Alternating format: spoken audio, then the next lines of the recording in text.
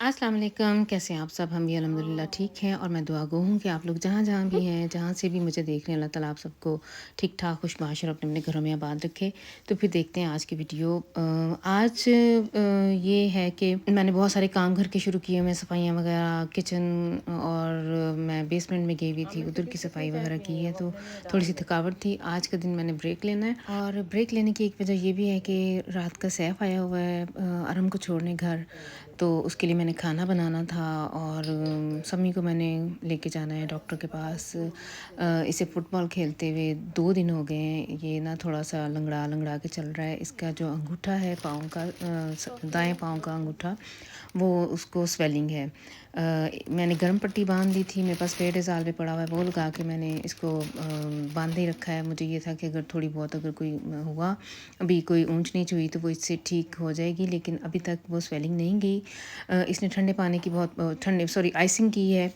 ٹھنڈے جو کول پیڈ ہیں وہ رکھے ہیں، لیکن کوئی فرق نہیں پڑا ہے، اور چلنے میں واضح نظر آتا ہے کہ اس کو درد ہے، چہرے سے بھی پتہ چلتا ہے۔ لیکن یہ سمی ہمارا ماشاءاللہ سے ایسا ہے کہ یہ درد کو کوئی زیادہ محسوس نہیں کرتا۔ میں اسی دن سے اسے کہہ رہی ہوں کہ چلتے ہیں ہاسپٹل، چلتے ہیں ادھر ایکس رے وغیرہ کرواتے ہیں۔ نہیں ماما جی کچھ بھی نہیں ہے، میں ٹھیک ہو جاؤں گا، یہ کچھ بھی نہیں ہے نا، تھوڑی سی پریلنگس ہی ہے، یہ ٹھیک ہو جائے گی۔ لیکن آج تیسرا دن نہیں ہے تقریباً، تو کوئی فرق نہیں سے پڑا۔ تو پھر آج میں نے ڈاکٹر سے اپوائنٹمنٹ لی ہوئی ہے، اسے لے کے جانا ہے۔ اور یہ بچے بس ویسے ہی ہیں۔ اس کا مجھے یاد ہے ایک دفعہ کلاس 3 میں ہاتھ کا انگوٹھا ٹوٹا ہوا تھا، یہ گول کیپر تھا، اور اس نے ہاتھ سے فٹ بال روکا اور انگوٹھا مڑ گیا اور ٹوٹا رہا ہے، اور اس ٹوٹے انگوٹھے کے ساتھ یہ 2 ہفتے ایسے ہی گھومتا رہا اسکول میں روزانہ جانا، اور سیدھا ہاتھ تھا اور اسی سے لکھنا، اور لیکن شکل اس کی اتنی یلو یلو سی رہتی تھی، نکاہت سی، کمزوری سی۔ اور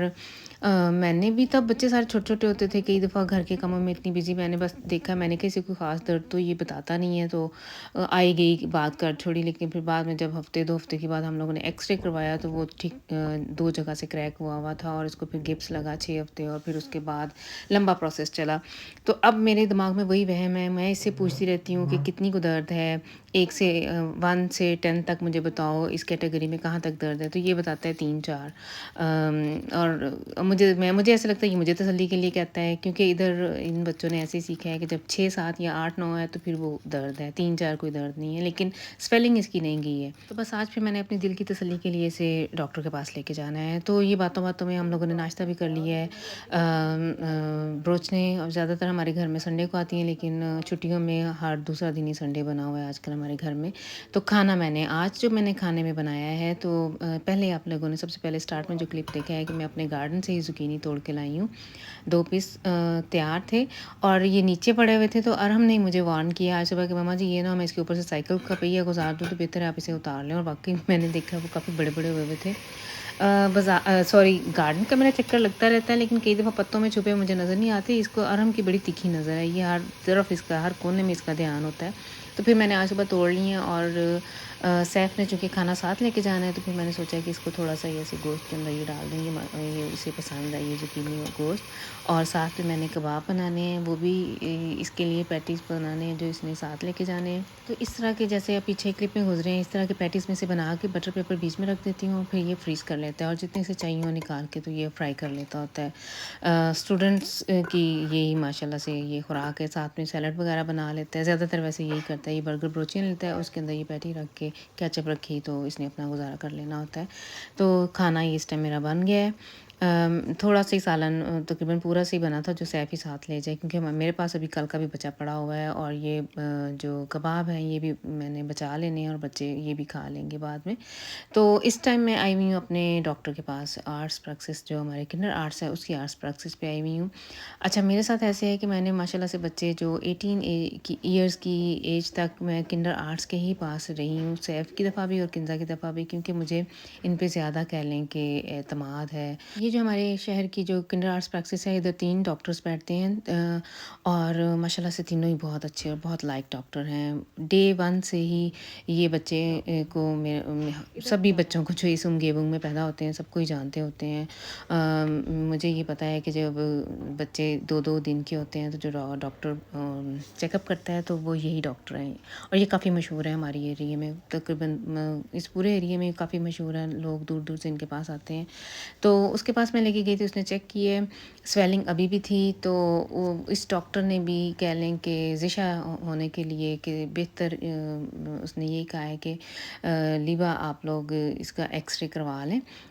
پریلونگ ہے ابھی، اور یہ بھی ہو سکتا ہے کہ اندر سے کوئی مسل پھٹا ہوا ہے یا دب زیادہ لگ گئی ہے، لیکن بہتر یہی ہے کہ آپ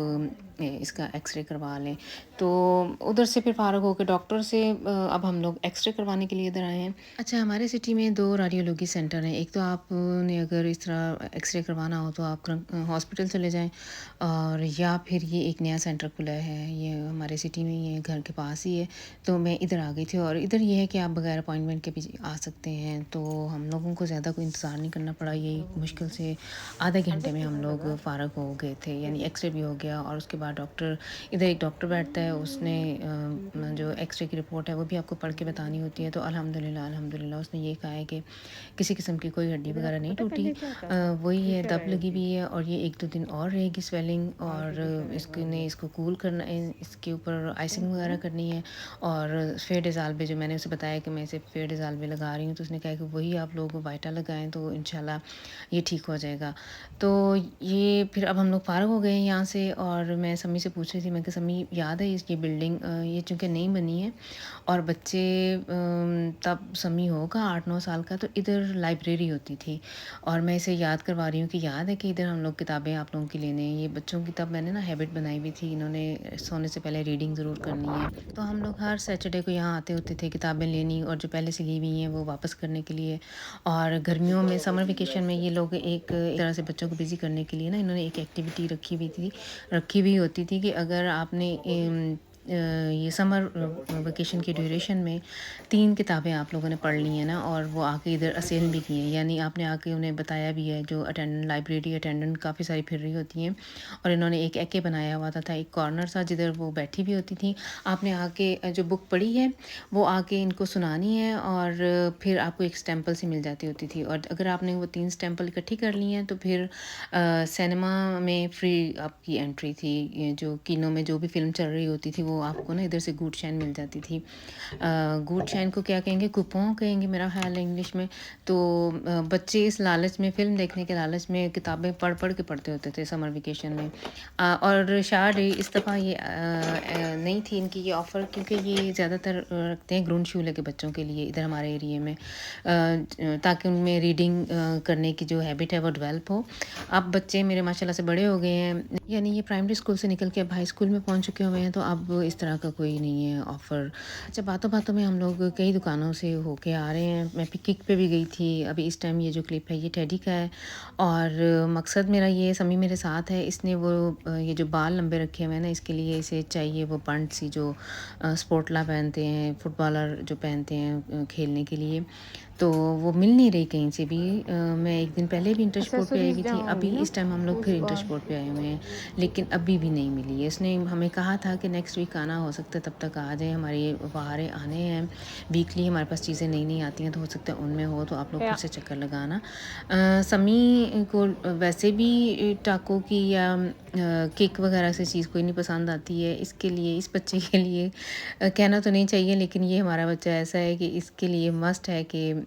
کوئی اچھی چیز ہو، اچھی کوالٹی والی ہو، یہ وہی چیز لیتا ہے۔ تو ہمیں وہ ہیئر بینڈ یا ربڑ وہ جو اس کو چاہیے تھی وہ نہیں ملی ہے۔ ادھر سے اب ہم لوگ آئے ہوئے ہیں ایکشن پہ آج کل میں نے یہ باکس،